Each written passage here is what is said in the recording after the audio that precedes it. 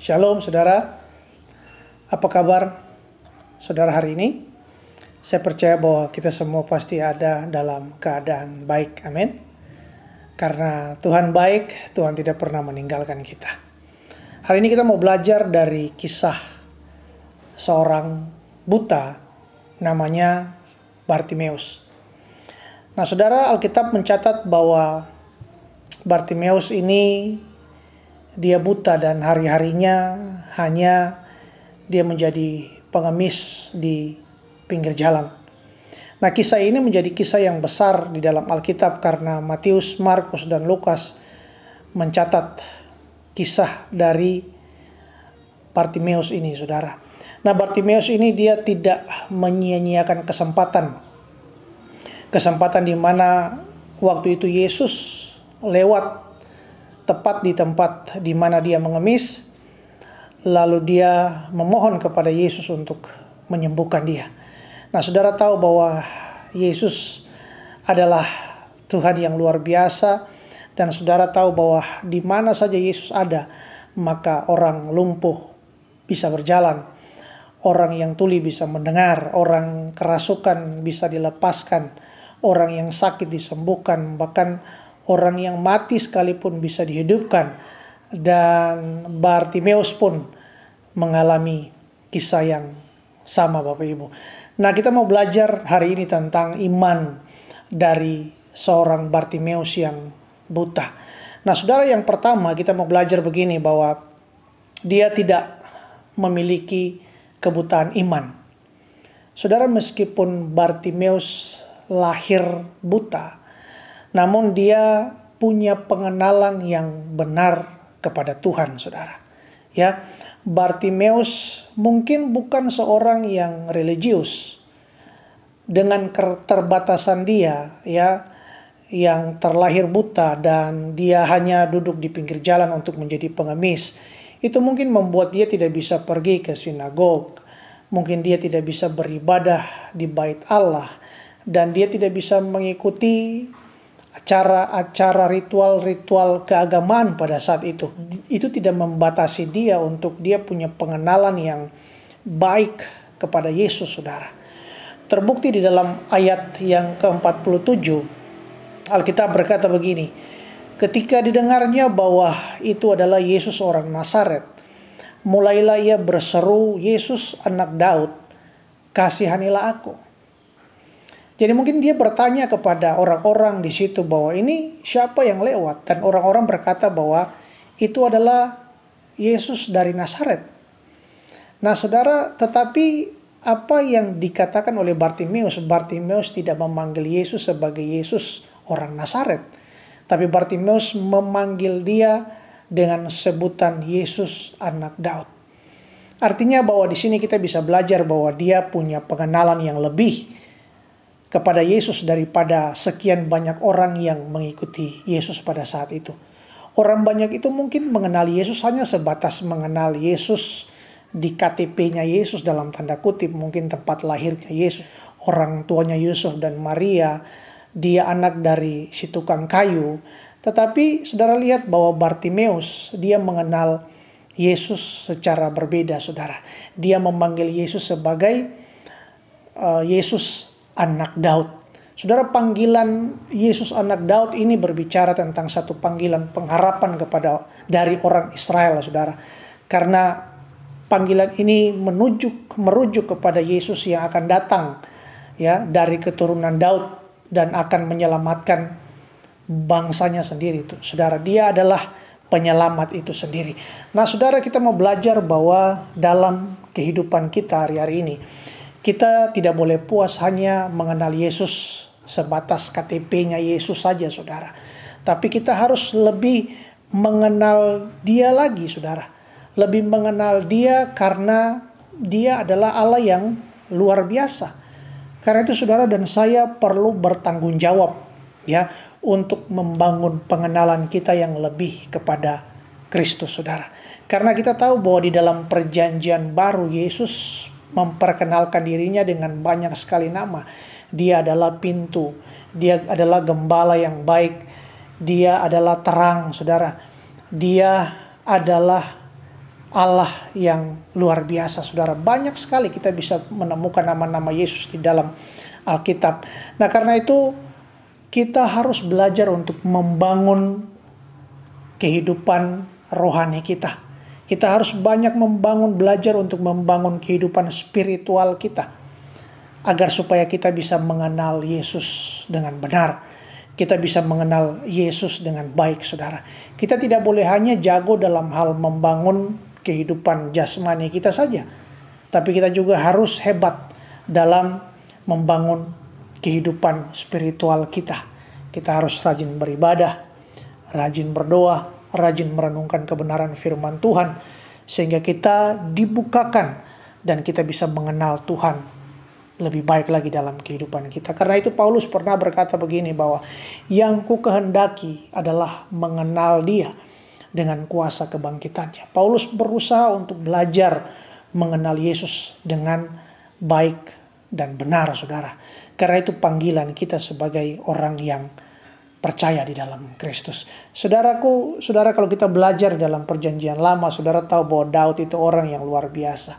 Daud itu dia tidak pernah sekolah teologi, dia tidak pernah sekolah secara baik sama seperti orang-orang yang pernah duduk di bangku-bangku pendidikan. Tapi Daud punya pengalaman yang luar biasa dengan Tuhan.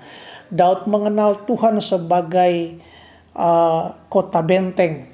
Daud mengenal Tuhan sebagai raja di atas segala raja. Daud mengenal Tuhan sebagai gembala yang baik. Saudaraku, kata-kata yang indah bisa Daud tuliskan tentang Tuhan di dalam kitab Mazmur. Itu semua didapat dari mana, saudara? Itu didapat dari dia mempunyai hubungan yang intim dengan Tuhan. Dia membangun kehidupan spiritual sehingga dia dibukakan tentang kebenaran-kebenaran tentang Tuhan itu sendiri. Nah, itu yang pertama, saudaraku. Saudaraku, yang kedua kita mau belajar dari Bartimeus adalah kita mau belajar begini, bahwa imannya sembuhkan dia.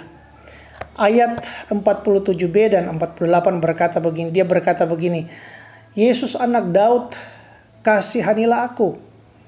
Lalu ayat yang 48 berkata begini, banyak orang menegurnya supaya ia diam, namun semakin keras dia berseru, saudara. Nah, saudaraku, orang yang lemah seperti Bartimeus, ketika orang menyuruh dia diam, mungkin dia secara psikologisnya dia langsung pasti akan berhenti untuk berteriak. Tetapi firman Tuhan berkata bahwa ketika ada banyak orang di situ menyuruh untuk dia diam, firman Tuhan berkata bahwa justru dia berteriak lebih keras lagi, Yesus anak Daud, kasihanilah aku, saudara. Nah, saudara, ini berbicara tentang iman dari Bartimeus. Ya, ini berbicara tentang dia punya pengharapan yang kuat di dalam Kristus. Dia yakin bahwa Kristus bisa menolong dia, saudara. Nah, saudara, dari mana dia bisa mengenal dan dia bisa punya iman yang besar seperti itu? Mungkin dia pernah mendengar tentang apa yang pernah dibuat oleh Yesus. Karena semasa hidupnya, Yesus banyak sekali membuat mujizat-mujizat, saudara. Ayat yang ke-51, Yesus berkata begini, apa yang kamu kehendaki aku perbuat kepadamu? Lalu dia berkata, Rabuni, supaya aku dapat melihat. Saudara, perhatikan baik-baik. Yesus berkata bahwa apa yang kamu kehendaki supaya aku dapat perbuat kepadamu. Di sini berbicara tentang Yesus punya otoritas. Di sini berbicara bahwa dia Allah yang berkuasa.